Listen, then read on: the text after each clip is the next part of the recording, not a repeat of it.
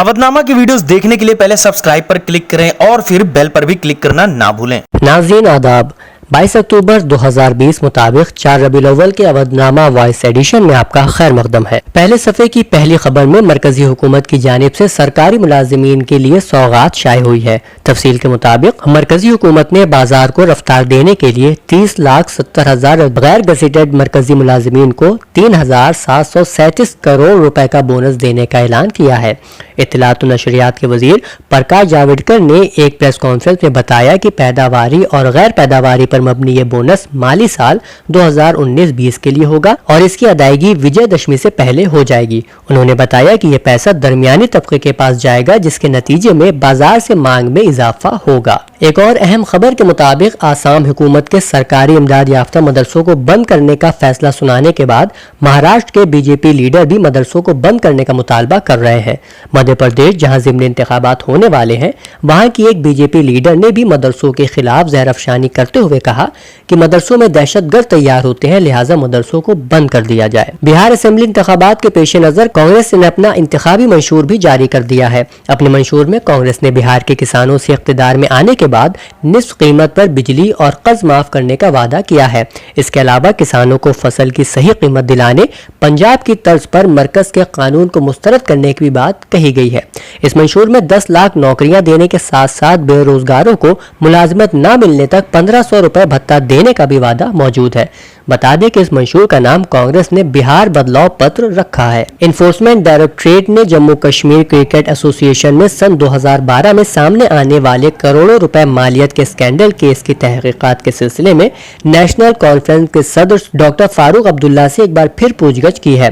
इस पर national conference ने जबरदस्त बरहमी का इजहार करते हुए इख्तिलाफ राय की किसी भी आवाज को खत्म करने की मरकजी हुकूमत की पॉलिसी की शदीद अल्फाज में मजम्मत की है। इन खबरों के अलावा सीनियर बीजेपी रहनुमा एकनाथ खड़से के नेशनलिस्ट कांग्रेस पार्टी में शामिल होने और अफगानिस्तान में भगदड़ की वजह से 15 लोगों की मौत होने की इत्तलात भी यहाँ मौजूद है। इसके अलावा सफ़े पे आज मरहुमा इसरार फातिमा के 20वें की मजलिस का इश्तिहार भी शाये हुआ है। ये मजलिस 22 अक्टूबर को शाम 6:30 बजे इमाम बारगाह मेदी कल्लन लाट अमीनाबाद में मुनक्किद होगी, जिसको मौलाना सईदुल हसन नकवी साहब खिताब फरमाएंगे।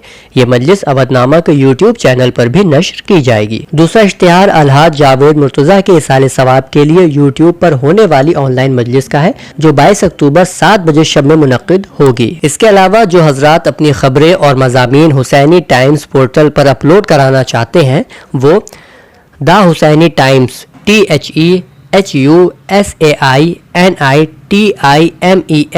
thehusainiTimes@gmail.com पर भेज सकते हैं। अवधनामा के जहांनुमा सफ़े पर शाये पहली खबर के मुताबिक पाकिस्तान के साबिक वजीर आजम और पाकिस्तान मुस्लिम लीग नवाज के लीडर नवाज शरीफ के दामाद कैप्टन मोहम्मद सफदर की गिरफ्तारी के सवाल पर फौज और सिंध पुलिस के दरमियान टकराव और गहरा हो गया है। सिंध पुलिस के कई आला अफसर छुट्टी पर चले गए हैं, जिसे एक तरह से फौज के खिलाफ खुली बगावत माना जा रहा है। कैप्टन सफदर की गिरफ्तारी से मुल्क की सियासत में भूचाल आ गया है। इमरान खान हुकूमत का बचाव करना उसके लिए बड़ा भारी पड़ रहा है। अपोजिशन और मीडिया के चौतरफा दबाव के बाद पाकिस्तानी फौज के सरबराह कमर जावेद बाजवा को जल्दी में जांच का हुक्म देना पड़ा है। अफगानिस्तान के साबिक वजीर आजम और हिज़्ब इस्लामी अफगानिस्तान के सरबराह गुलबदीन हिकमतयार ने मंगल को इस्लामाबाद में पाकिस्तान के वजीर आजम इमरान खान से मुलाकात की है। मुलाकात में अफगान अमन अमल और पाक अफगान बिरादराना ताल्लुकात के हवाले से बातचीत हुई। इस मौके पर पाकिस्तान के वजीर खारिजा शाह महमूद कुरैशी समेत कई दीगर आला ओहदेदार भी मौजूद थे।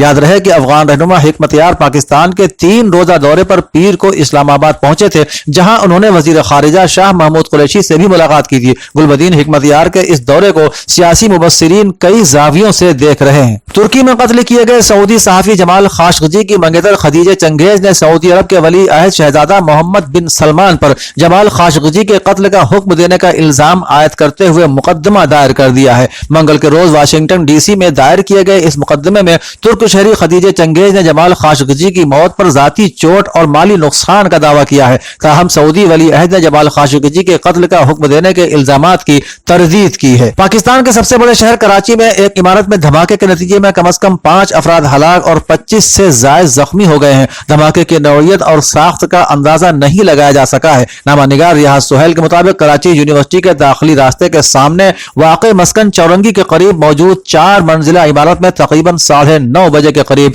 ये धमाका हुआ। ईरान पाकिस्तान सरहदी तिजारती कमेटी के इजलास में शरीक ईरानी वफ्द की सरबराह ने चाबहार, मीरजादा और यमदान में पाकिस्तानी कंपनियों की सरमाए के लिए ईरान की आमादगी का ऐलान किया है। रिपोर्ट के मुताबिक कोयटा में ईरान पाकिस्तान सरहदी तिजारती कमेटी के 2 रोजा इजलास से खिताब करते हुए ईरान के सूबे सिस्तान और बलूचिस्तान की डिप्टी गवर्नर मानदाना जंगने ने कहा कि चाबहार, मीरजादा और यमदान के 12 खुसूसी इक्तिसादी जोन पाकिस्तानी सरमायाकारों के लिए खुले हुए हैं। नाजरीन, 22 अक्टूबर 2020 के अवधनामा के सफ़ा 3 पर शाये पहली रिपोर्ट के मुताबिक उत्तर प्रदेश के वजीर आला योगी आदित्यनाथ ने पुलिस यादगार यौम के मौके पर फराइज की अदायगी के दौरान जान कुर्बान करने वाले पुलिस एहलकारों को आज यहां रिजर्व पुलिस लाइन में खिराज अकीदत पेश किया। उन्होंने उम्मीद जाहिर की कि मुस्तकबिल में भी रियासती पुलिस के तमाम एहलकार पूरी ईमानदारी, फराइज और अवामी खिदमात के जज्बे से काम करते हुए उत्तर प्रदेश के अवाम के दिल में तहफ़्फ़ुज़ के जज्बे को मजीद मुस्तहकम करने में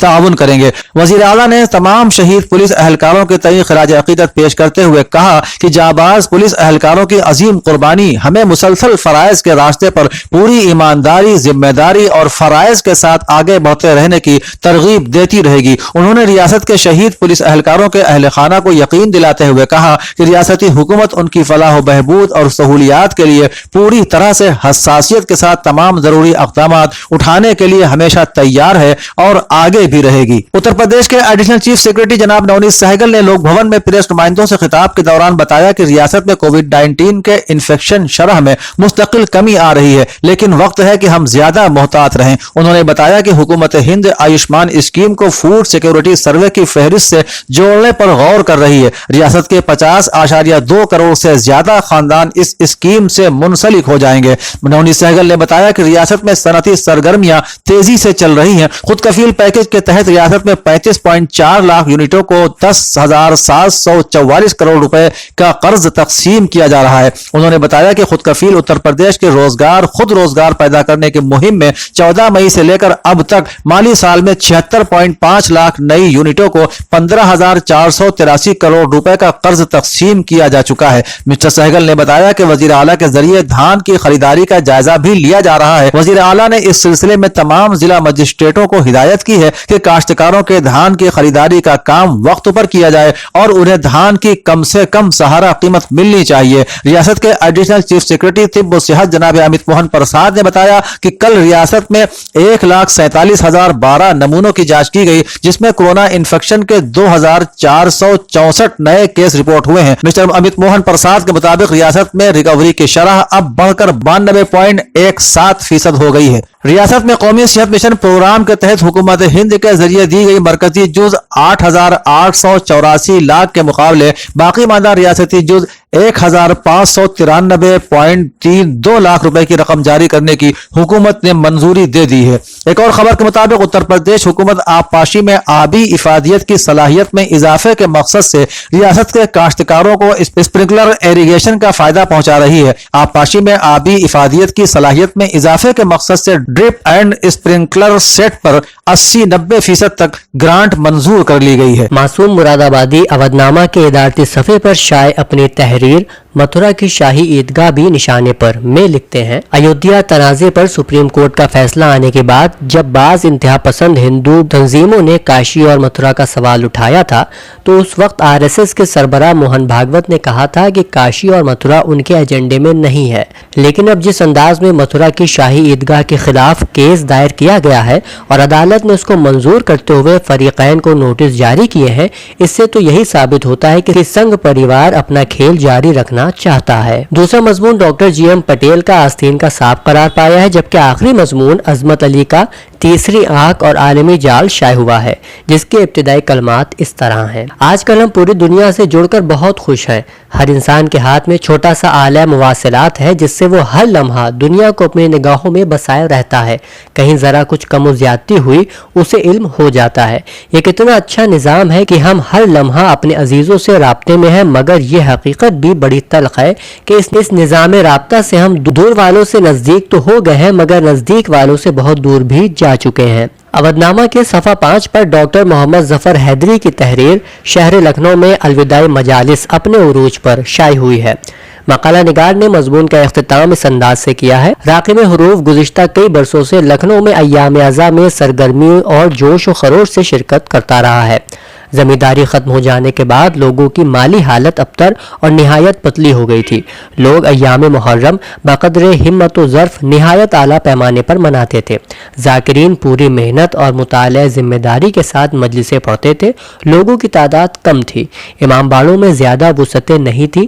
ہم نے اس زمانے میں کبھی کسی عالم یا ذاکر سے کوئی ضعیف روایت نہیں سنی تھی۔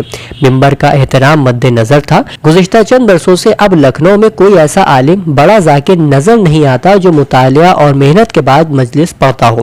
کچھ ذاکرین ایسے بھی ہیں جو مجلس کی ابتدا میں ممبر پر دوسرے ذاکروں کو برا بھلا کہتے ہیں، بے سروپا کی حدیثیں بیان کر کے عزاداروں کو دہاڑے مار مار کے رلاتے ہیں۔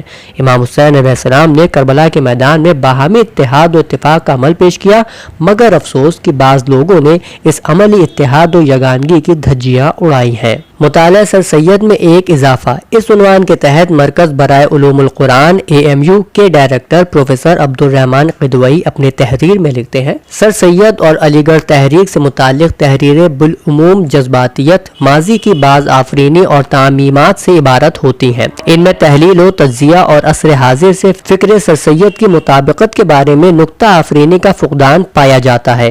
اس پس منظر میں پروفیسر صغیر افراہیم کی کتاب عصر حاضر میں علی گڑھ تحریک کی اہمیت اور معنویت صحت بخش باد نسیم کے مثل ہے، جس پر حیات معنوی اور فکری کا دار و مدار ہے۔ تیسری تحریر شاداب اختر فلاحی کی شائع ہوئی ہے، جس کا عنوان ہے پوس کی رات، ایک غریب کسان کی روداد زندگی۔